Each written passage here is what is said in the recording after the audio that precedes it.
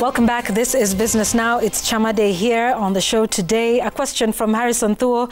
Maxwell, perhaps you could take this one. And Stella, you'll feel free to add if you'd like, and anyone else here. Registration. Deciding between self-help and welfare. It is best to understand the different types of chamas. Absolutely. Yvonne, by the way, we said about how chamas have evolved, and I can tell you for a fact that we've got businesses that are being run by chamas. So always tell, for every organization, your need is very unique and different to you.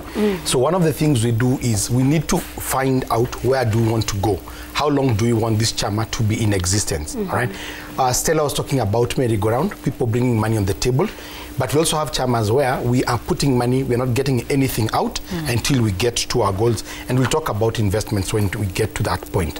But the first thing we need to do is, once we understand what we want and our capacity, because like Stella said, some people, maybe literacy is a challenge, our capacity and what we can do, then we get someone to tell us what options are there. Because it's not just the CBO and the SBO. We can do a limited company, we can do a private partnership. There are many options. For example, I'm in one where we've registered it as a limited company because everyone came from a background where they're doing their own business. So it becomes easy for us to run that.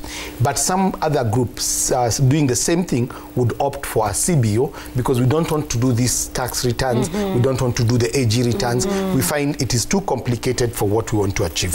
So it's good for the members to sit down and be advised by not the person who they are going to hire to register for them, so that there is no conflict of interest, someone who is neutral, and they can say, these are the advantages of a CBO. These are the disadvantages. These are the advantages of a SACCO. And then these are the disadvantages. So that members can see what works for them. Then as a group, they can decide on that. And it's even possible to start as a CBO. But if your plans changes like you asked, does the vision change? Then maybe we can move on and become a SACCO. Yes. Was that the journey for Victor SACCO? Yeah, that was the journey. Tell us about that. So I think we left it at 260,000 in the bank, 54 members who have now agreed to move this to a SACCO. So tell us about, because now we know you started off with 14 men, then 54 in the SACCO. How many members, SACCO members, do you have, and what sort of services do you provide to the SACCO members? Thank you, Madam Yvonne. To date, we have categorized our members. That are 6 years and above, we have 2,694 males and 1,823 females. In that cohort, we have 4,517. 18 years to 35 years, we have 1,349 males and 606 females, making a total of 1,955. So in totals, we have 4,043 males, 2,429 female, a total of 6,472 to date. That's huge. And you have branches? We have 4 branches, and we normally give several products. We have the normal loans, which goes up to 4 years. For those who have really saved a lot, because we have those people have really invested with huge deposits, up to over 1 million. Like we also have our highest saver, and also our highest loanee is a smart feed that we gave the other day 5 million. Around 5 million. So they normally give times 3. So they must have saved a van. So smartly is leading in this one. So it's Victor SACCO is funding other societies within. Cumulatively, we normally give between 30 million and 40 million in 1 month to our members. So normal runs, you can also come to our top-up. When you are along the way, see everything becomes tough, the payment, we can reschedule and also give you a top-up. And when it goes to the worst, instead of going to the Chilocks, we can give you an Alcoa loan of the money that you would have gone to a Shiloh to get for a Shiloh like 20 or 40K. You give an Alcoa, you qualify for a normal loan, and then you proceed. Then we have emergencies, school fees, weekend loans, when you feel like that you want to go and visit your family, you have a weekend loan. A weekend loan. Then you have Burudika loan. During this big holiday, national days, a Burudika loan. Yeah. See, because our motto is with you all the way. Absolutely. With you all the way. In good, in bad, in bad, all the way. yeah. I mean, look, this is an amazing story about it. But look, as we get our final word from you, what's the advice to people? I mean, I honestly, and I was saying this during the break, I've been in a chama where I think we've lasted 1 year, and then we left it another 2 years, and we left it.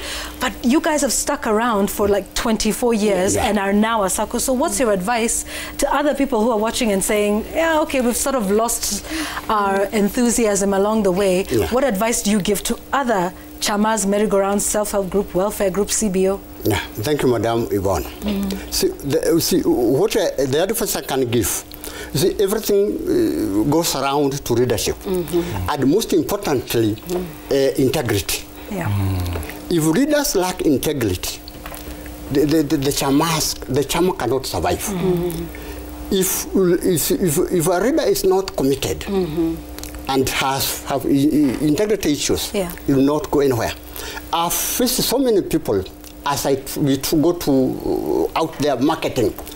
One day, one member told me, Chairman, you told me about a circle, and the way circle has really frustrated people in Kenya. I assured that member, Victor's is different from those circles that you've been. This is our profile. This is our history, where we came from, and that's where we are. Visit our offices, get the story, talk to our members around, freely. Then you come back and give me a feedback. Today, that member pays 1,100 per day. During our daily collection collection, see, because we normally and you have to be making a good amount of money to so it is integrity 1,000 a day, and commitment. Integrity and commitment. And like you said, it all rises and falls on leadership. Stella? Leadership. And leadership. Poor leadership, everything collapses. Everything collapses. Absolutely. Stella, your closing thoughts? I'll come back to you for investments. Yes. So when it comes to what our chairman is talking about, is that when it comes to groups, leadership is very key. But leadership has to be rotational. I will usually just emphasize that, because sometimes when somebody is left to stay in a position for too long because they are good, they tend, familiarity breeds contempt. So they tend now to use that opportunity to be able to do things that are not right within the group. But one thing I know is that we also people need to be empowered. Members need to be empowered. When members need to be empowered to ask questions, because the other thing I've seen with chairmans, and especially in the table banking that we do, is that members are not when members are not empowered, they don't ask questions. Things happen behind the scenes, and they are not able to know, and eventually we have a problem. So members also need to be empowered and to know that they can be able to ask questions. And the bit about the table banking is that there's no money that goes into people's pocket. All the money is on the table, and it is taken on the table, and then you come back again, you come and do that. But again, we've seen situations whereby there's default. Some members refusing to pay. And when you follow up again, you find it is leadership, because the leaders allowed, somebody they knew was not, didn't have a good character in the society to be able to take up a loan, and then they disappear. So everything revolves about leadership, but people need to be empowered. What we are doing at Joyful Women is now training leaders. We usually have, we bring all the chair ladies into one room, whether we are in Uasin Gishu or Nairobi or other areas. We bring them into one room to be able to empower them.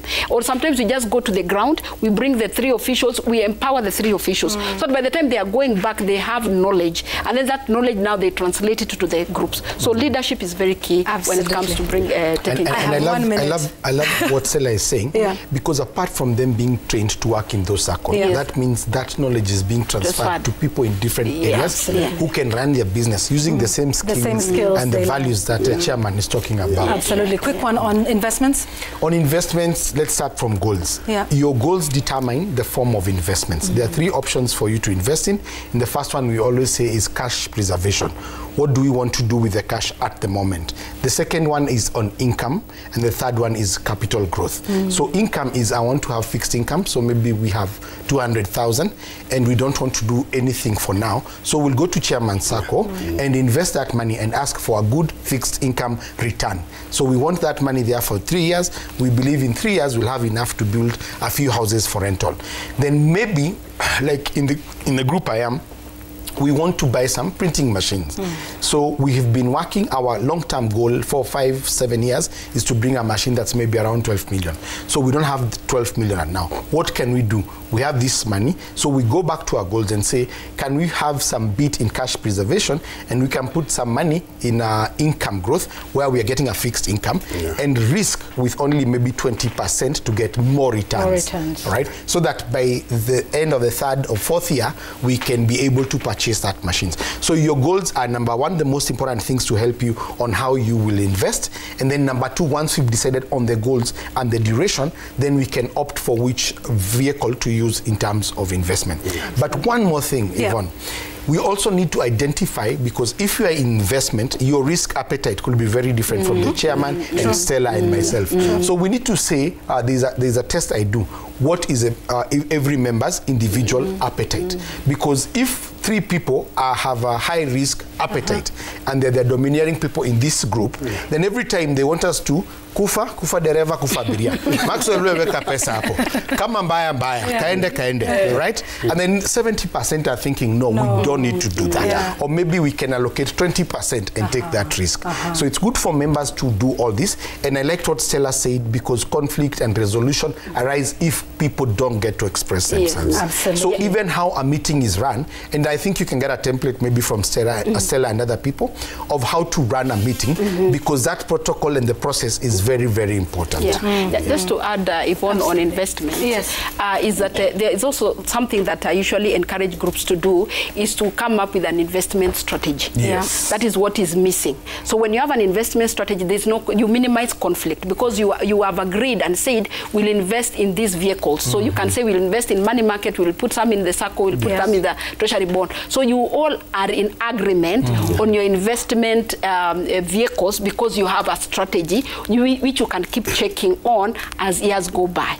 So that also works very well when it comes to investment. I think we need 5 hours to discuss this. We didn't get to everything, but listen, I really want to just thank all of you for coming. Stephen, for your very inspiring story. I mean, absolutely. I think yours is just that it's possible, you know, as a Ekana for sure. And Maxwell, for just getting us through that, and you know, for the work that you're doing with women in the rural areas. So what are the key take-homes? One, make sure that all members are empowered, everybody gets to speak. I like what Maxwell said, even if there's a quiet member who says, you know, mine has already been said, then say it again in your own voice. As Stephen says, everything rises and falls on leadership and integrity. And of course, having a common goal that can evolve, but putting in place an investment strategy. If Victor Sacco started 24 years ago with just the idea of 2 men, and then having 14 men, and then moving to 54 at registration of the Sacco, to now having over 6,000 members of a Sacco, now both men and women. That tells you that this is possible, and this has been a movement that has helped many in the country achieve their financial goals, so it is possible. We've come to the end of our show. We won't have time for Made in Kenya today because we had such a great conversation. But Made in Kenya will run tonight at 9 p.m. in our business news segment, and it's a great story you don't want to miss, of a former activist who's now a leather bag manufacturer and now has the Made in Kenya seal from the Kenya Export Promotion and Branding Agency. That's our show this afternoon. I hope it has been helpful. Thank you for watching. We shall see you again next week. Bye-bye.